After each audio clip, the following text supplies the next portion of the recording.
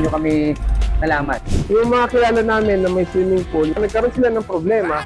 Yun nga, yung pagsishrink ng mga tubo, back job, yan. Nag-check kami kung saan yung pinakamagandang kumuha ng supply. Nakita namin si Tito Sai on social media. Gusto naman sir yung mga naging trabaho ng tao namin overall. Ayun, okay naman kasi pagka merong onting napapansin kami or may mga tanong kami, i-message mo lang, tapos kung kailangan ng papunta, pinapapuntahan naman. Tingin nyo ba, marirecommend nyo kami o marirefer nyo kami sa mga kaibigan? Marirecommend kung dyan mo ako tatanungin. Siyempre, oo. Diba? Siyempre, dun tayo. Oo.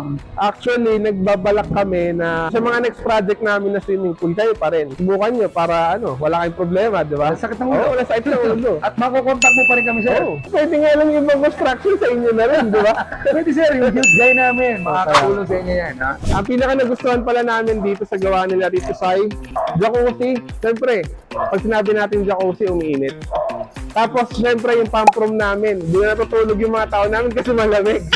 Tapos, siyempre, kung tatanong nyo kami kung satisfied ba kami, siyempre, oo. Sobra-sobra. Kaya, highly recommended ko si Tito Sai. So kung meron kayong ganitong case or kailangan nyo ng tulong regarding sa swimming pool, sa mga materyales, consultation, pwede nyo kaming i-message or PM sa Facebook account namin.